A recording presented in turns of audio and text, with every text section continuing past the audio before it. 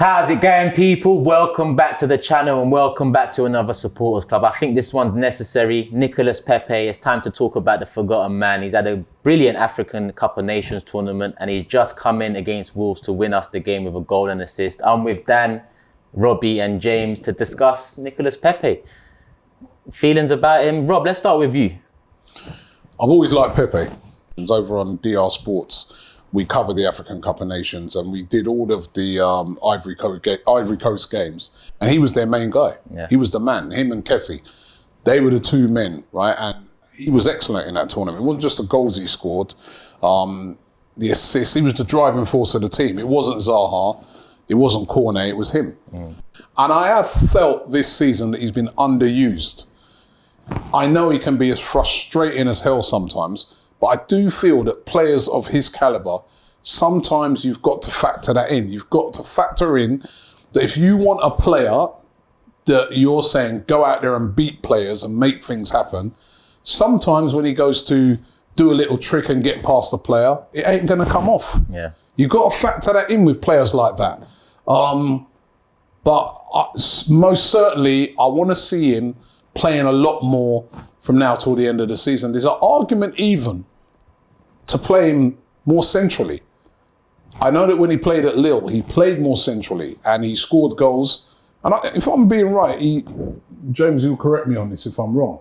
He had top goal scorer last season.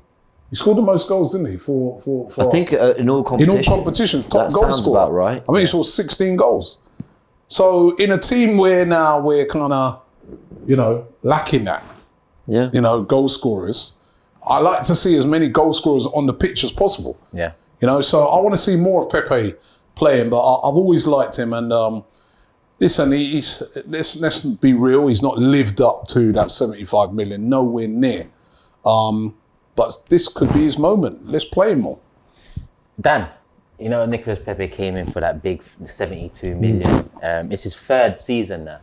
How important is this end of the season now to Nicolas Pepe off the back of the AFCON, off the back of that Wolves substitution? How important is this next few months for him? Well, I think it's massive, Turkish, because I've always been a fan. I'm with Rob. I think everything you've just said there is basically how I'm feeling about Nicolas Pepe. And how important is he? Massively important, because I think we need goals in this team. And we need goals by committee, and he's going to have to be a part of that. We're not going to have 15 from Lacazette. It's not that type of striker. We're going to need the Odegaards and the Smith Rowes and the Martinelli Sakas, and of course Pepe's to chip in. What I like about what I see from Pepe and what I saw the other night from Arteta was we were trying something different with him as a sub. So it wasn't just a like for like. Because when he came on, I thought, for Martinelli, here we go. This is just a like for like sub. Yeah. We're going to see nothing. Then we saw Eddie come on for Cedric, and I thought, here we go, this is something different. Now, I think we should be utilising Pepe more, like Rob says, centrally with Lacazette, as opposed to instead of him, or as opposed to just take Martinelli or Odegaard off for Pepe. I want to see something a little bit different, and I think that if we go into like a 3 at the back and 2 up top, and Pepe can play more centrally, that would be great. I look at like 16 goals that he got last season. Saka and Smith Rowe and 2 have had 15 and 13 goals. So it shows that he can create, it shows that he can get assists, and it shows that he can score. And I think he is probably one of the most threatening players going forward. I wouldn't want to come up against him as a defender. I really wouldn't. I think it's horrendous. He's silky, he's tricky, but actually he's threatening. And I think that there's so much criticism goes his way. And in a way, I get it, because he's frustrating at times. He can look quite clumsy. He can look like lackluster. Sometimes his first touch is not great. I thought the other night it was fantastic when he came on. If we see more performances like that, we can see great goal, great assist. We can see an impact sub. And that maybe is what he is. Should he be starting? Probably not, because I think Saka and Smith Rowe bring a lot more to the team other than what Pepe's got. But this guy has got some goals in him and some threatening. And I think as a sub, it's got to be used now. You both mentioned, Saka deserves the start. And I agree with you here. But at times this season, Saka has looked leggy. Yeah. He's looked like he needs a rest. And to be honest, I think Nicolas Pepe, like you said, he's been underused this season. Especially when you look at his last season. It wasn't a great season, but it was a decent enough season. But he was the top goal scorer. With limited minutes. That's what I'm saying. Sometimes I look at, also you've got to look at output. Yeah. Right? So the aesthetics might show you that during the game, the guy ain't really, he's just drifted around. But at the end of the game, he scored, or he assisted, or he whipped a cross in that was, I like to see him on the pitch. He causes problems. I grew up on footballers expressing themselves. You know, that's why I look back at the era I grew up in, 90s and 2000s, as the best era of football, because you had so many different talents across the world that would express themselves and they'll be at the top of football. I think that's slowly but surely gone out of the game. We liken Mikel Arteta to Pep Guardiola a bit in terms of what he wants. Yeah, it's very robotic now. And Pepe is not a robot. Pepe's best attribute is express yourself, be unpredictable. And that's probably what hasn't worked for Arteta. Unpredictable. If there's we've seen Arsenal have these games. We mentioned on the last supporters club, an Everton or a Brighton or a Palace, where you're just struggling to make something happen. And in those games, it is imperative we have Pepe on the pitch, because he is the one who might, and we didn't. He is the one who might put it in the top corner out of nowhere. He's the player that you can play. Do you know the reason we're all sitting here? I know this is a completely different discussion, we won't go into it. The reason we're still backing United to probably get in the top 4, and why most neutrals are because Bruno Fernandes, Ronaldo can put it in the top corner out of nothing. Match winners. Yeah. Pepe, and I don't want to, Smith Rowe has won us many games with goals, as a Saka. So I'm not trying to take away from them. But when I mean match winner, I mean, wow, you really were dropping a 2 out of 10 today, and then you put it in the top corner. Something out of nothing. Arsenal deserved nothing from this, and we've won it because of you. And against Wolves, we absolutely thoroughly deserved it. We were brilliant. But Pepe, the cutback from Nketiah, to stick his right leg out to be able to turn and put it into his left foot and find the back of the net. I don't think anyone else in the squad does that in that moment. Yeah. I don't think Eddie doesn't do it, does he? Even though he got the assist in that game, and well done to Eddie for that. But Eddie's a striker, right? So in a lot of those games that you named there, Eddie came on. Yeah. Eddie came on against Everton, yeah? And he got that easy chance, he blew it. And we've seen it even when he came on against, obviously Pepe couldn't have come on in that game because he was at AFTV, but the game against Forest, again, Eddie, straightforward chance. Whereas Pepe yesterday, that chance comes to him, never in doubt. The control, the turn, like you said, probably no one else would have been able to do that, or very few in the team would have been able to do that. That's why I want to see him that's why I think he's been underused, and I want to see him more, because I feel if he'd have had that situation at Everton, I don't think he would have missed. Yeah. And I think he might have had other situations, or half. You know what it is with him? He can make a half chance into a goal. Yeah. Whereas I look at somebody like Eddie Nketiah, he probably needs a full chance to score the goal. So that's what I'm saying. In those tight games, you want your half chance guy on the pitch. Yeah. And put it this way, if there's a one-on-one, I want Pepe running through and go ahead of Eddie, ahead of Laka, ahead of the Sakas and Smith Rowe. Because I think he's probably not only one of the best finishers at the club, I think he has got some composure about him. The chance against Wolves fell to Laka. Exactly. Where he just needs to open his body up. I think if that's Pepe scores that. Yeah, he does. Oh, at Molineux, right? Yeah, Molineux. You know when he was 1-0 and he got... I think Pepe... And the Burnley one at home, the lack of miss, which was pretty much an open goal. Pepe puts that in for me. So I think he's so important. I think it's on Arteta to get creative with how he uses him, because honestly, I mean it when I say this. This was during our bad patch last season. And I was saying, why don't you try Pepe on the left? Just try something different with him. And actually got an extended run on the left. And he looked really good. Yeah, I agree. He looked really promising. Then he moved back to the right and he kept up his form. The point is, it's not like, we can't play because Saka's really good. Well, let's get creative. Martinelli wasn't at his best yesterday. That's okay. If by the hour mark it's not working, you give Pepe a go.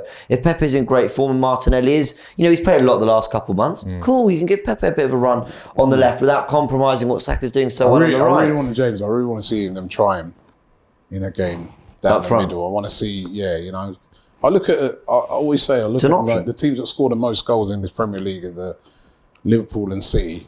And they don't really have a direct striker. They have 3 sort of forward players, I call it, right? And I'm like, we could try that. Seeing as we don't have a striker, we could try that. He's got the in a game. It depends which game. I don't think that was right to try that in a game like Wolves. I think you do need a guy like Lacazette, hold up, link up play against a 3-man defence, which really turns into a 5 crowded box. But I think against certain other teams, I wouldn't mind seeing Pepe. Maybe Pepe's more central. Saka, Smith Rowe, or Saka, Martinelli. That'd be quite an exciting... 2 games where I think he actually played there was under Emery at Anfield. He was really good. Still the only player to dribble past Van Dijk, from what I remember. I think that's still the case. And the FA Cup final, he was class down the middle. Absolute class, Pepe. So and it is an option, 100%.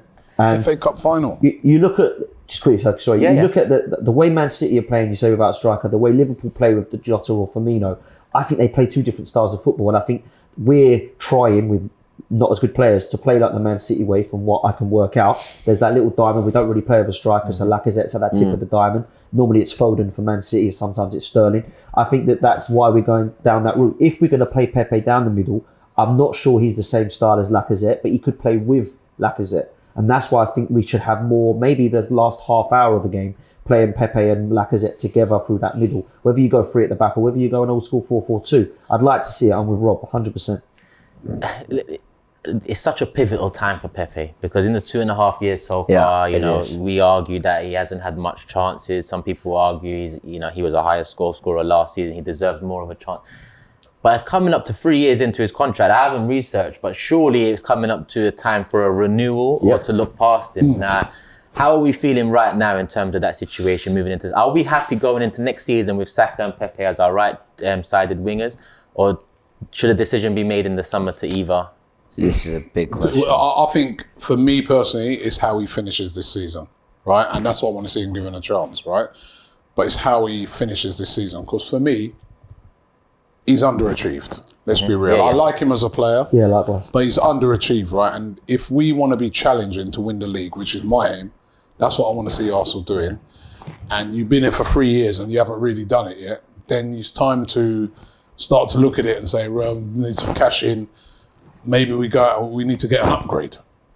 Right? Yeah. You have to be ruthless in football. Because we're being linked to Rafinha. We talked about Gnabry the other week. Rafinha's class, Gnabry, all these sort of people. So to me, this is big now for him. But to be fair to him, he has to play more. Yeah. You know what I mean? Because we're not going to know how good he is or what he can do unless he plays. Now imagine if he does play more and he helps to get us into that top 4. Then you say... New contract. Extension. Yeah. Because that would be huge. Yeah. Something needs to happen this summer though with him. We have to make a decision this summer. I don't want him running down contracts. We're past that. I don't want to see that anymore. So for me, it's either you play him and you give him a new contract, or you sell him and we do a swap deal with Gnabry, like you say, or we get Rafinha in, or whatever we try and do. We try and do something because we cannot leave him to run down his contract. We can't leave anyone to run down their contracts anymore. If they say, I don't want to sign for you, okay, we're going to try and sell you then. I don't want any of this Lacquer and Eddie business again. It's just not healthy for the club. How are you feeling about it though? If you was to make that decision now, a contract renewal or... I would give him a contract because I like the player. I would, personally. And I think with Saka and Saka and Pepe, although I don't think he gets ahead of Saka because I love Saka, I think that he is a great squad player to have. And for me, that is an option. Got to do more though. One thing I would say, it's a real... You say that though, Robert. What's he got to do more? Because I look at the goals and stats are there. The numbers are there. You know what is in some games? It's a real... This is where this guy... lets himself down. Just splits your... Because on the one hand you want him to play, but then sometimes you then see why people say, well, because, there was a moment against Wolves. You've got to do a bit more sometimes, There was a moment against Wolves where I think we had equalised. And on a break for Wolves, their left wing back, Nouri.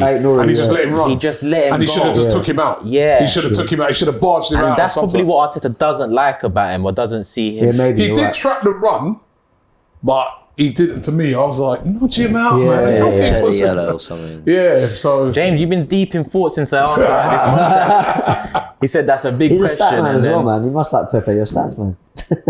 But he's also, like we've talked about Rafinha a lot, and I know he's I like Rafinha. He's class. Yeah, I do like him. But Pepe is essentially a Rafinha if you get him playing and if you get him on... Rafinha work harder though. Well, do you know what? Actually, it's the one thing I'll stick up for Pepe on. His work ethic, I think, is really underrated. I think he does work really hard, wins a lot of his headers, all that. He's improved on that, definitely. Yeah, I agree. All right, here's my thing. With Pepe.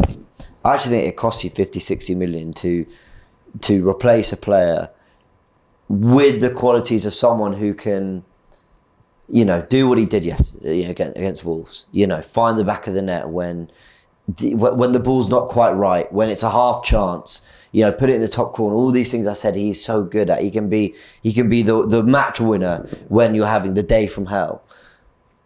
But I don't know if like there's room for that in modern football anymore. I think you've got to be pretty much, you know, 7, 8 out of 10 for 80 minutes of a game. I just think, like I put it this way, if we want to compete with Man City, which that's what we want to do, right? Is Pepe a squad player at Man City? I think Pep doesn't like a Pepe. This is what I mean. But okay, is he a squad player at Liverpool? Yes.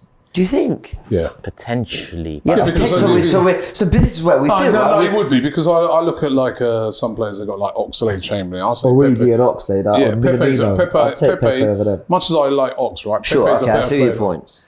So he would be there. But does he get it? Okay, so does he really push Salah, Mane, No. Diaz, or Jota for a place on the wing? No, of course in my he don't. opinion, Yeah, he probably doesn't. not. And But that's where we got to get more out of him, James, because on the other hand, I saw him playing in AFCON, and he was the go-to guy. He was the man, and he was, every game was 8 out of 10. Every game, you could see he was like, he assumed the role of the main guy. Zaha didn't even start most of the games. I want to, and Nordic Cornet, he was there. He assumed the role as the guy. He was the go-to guy. You could see they were getting the ball to him, and he delivered. Talent is not in question. No one is sitting here wondering whether he can do it. The talent is, and Laurie's been saying this for months, if not years now, that he's probably, we say Odegaard, but he's one of the top 3 most gifted footballers at Arsenal, comfortably. So the talent is absolutely there. I think the work ethic's absolutely there. I then question whether, for me it's there. For me it's there, and I've been saying that's where I question a bit. I've genuinely been saying for a long time. Harder. I disagree. I think the work ethic's there. No, I think he needs to work harder. That's why I think sometimes he hasn't been played, because I think the manager looks at, like you said, the 8 Nori run from Wolves where he's running alongside him. If they score there, everyone's be a looking bit at more Pepe, aggressive there. Be a bit more aggressive there. Maybe. It's them little things there where the manager looks at it and think, can I fully trust him? I think that's the problem. You know what? I think you two are. You know what it is? I think you're both right in a sense. I agree, I think what you're saying. I think you're right.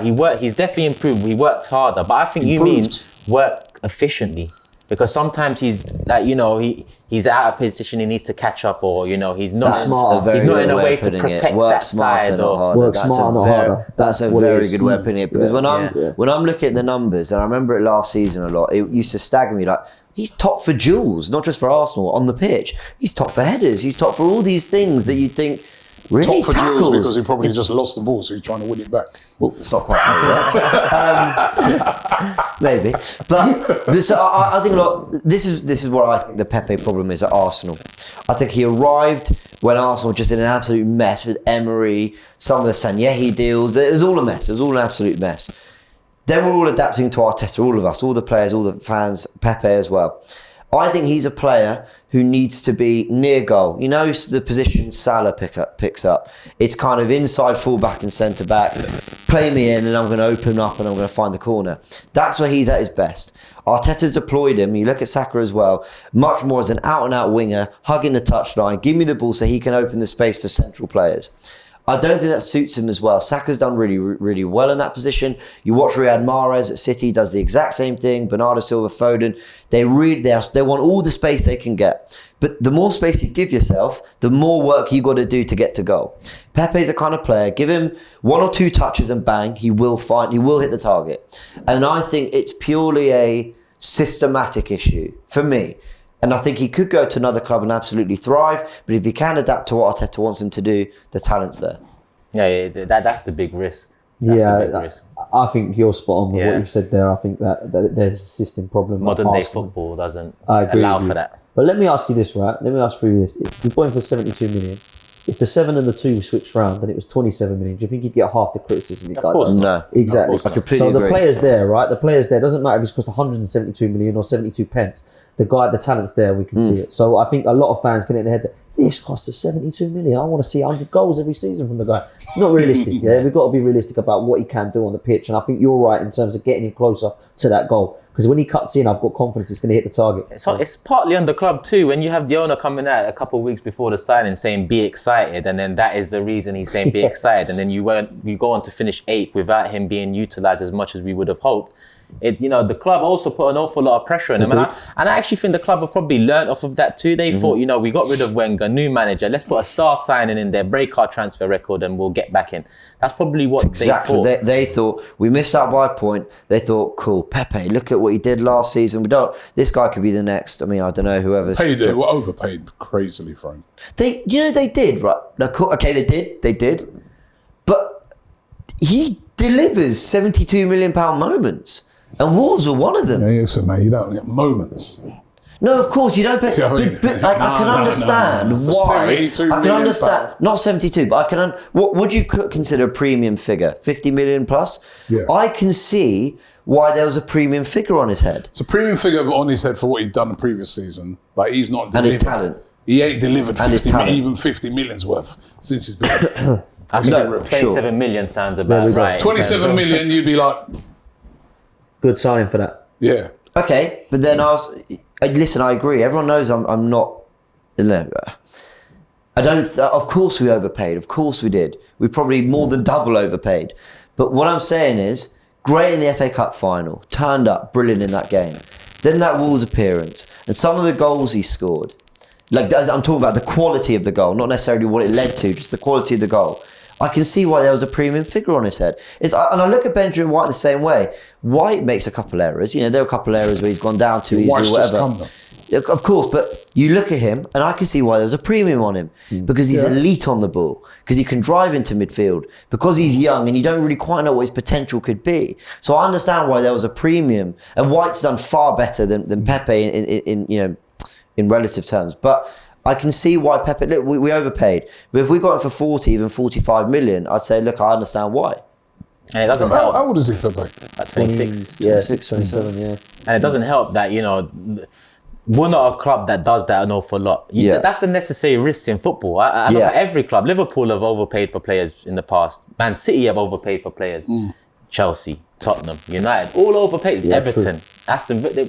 Most clubs overpay for players. It's just that the biggest clubs and the most successful clubs tend to proactively assess the situation, and if it's not going to plan, they'll readdress it. We haven't readdressed it. Well, clubs like your Chelsea and that, they got the money to discard a 70 million player. Yeah. We can't afford to do that. But club like Chelsea can, set a world record fee for a goalkeeper in Kepa, right?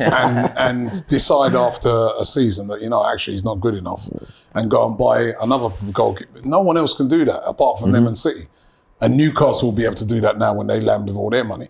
But that's what the big money does. You can just discard. We can't afford to do that with Pepe. Yeah, got to get a tune out of him, and I want to see him playing more. Not necessarily starting, but definitely. He needs to be on the pitch in more games because he's a goal scorer. He affects games. Agreed. So Dan's gone with new contract. You said let the rest of the season pan out. If he gets us into if his goals and assists and that leads us into the top 4, sign. And like a true politician, he spoke for about 15 minutes and didn't answer the question. New contract or? You know exactly how I work, Turkish. I'm going to do the same thing again. New contract. You could. No. I accept Robbie's answer. I'm with Robbie. The rest of this season will determine whether he gets offered that. I'm more with Robbie. I think even if he's not necessarily brilliant between now and the end of the season, I think it's more of a case of what do we do in the summer, and then if there's a chance to upgrade, and it's a genuine upgrade on a younger, like Rafinha, younger, has done it in the Premier League higher ceiling, then I say you probably do it. But then if we kept him, we'd have a problem. You know what's funny? Rafinha is the same age. Is he? Really? And if you put Pepe in Leeds, I bet you he produces the same numbers, if not more. An attacking side that's really flowing. He would love playing in that of course Bielsa systems. I thought he was younger, man. Rafinha's got 9 goals, 2 assists. But that's in important. The league. That's Pepe would get those numbers for Leeds, in my opinion. Do you know what? Yeah, you're right. His systems, his manager, his maybe tactics. It's just a shiny new toy. Maybe it's just he's new, he's different. I didn't know Rafinha was 26 and I didn't know that. Yeah, I checked that after my Rafinha Saka comment the other day. Obviously, I had to do some research to that. Yeah, because they'll get on you. They'll let you know. Yeah. The comment section. Dan, Robbie, James, love for coming on. You guys let us know in the comment section below.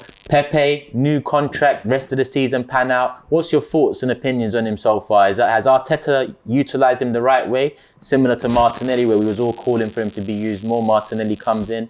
He's been successful since. Pepe's come in after the African Cup of Nations and he's won us a game. I expect to see him starting against Watford. What do you guys want? Let us know in the comment section below. Hit the like button. And as always, people, love for the love.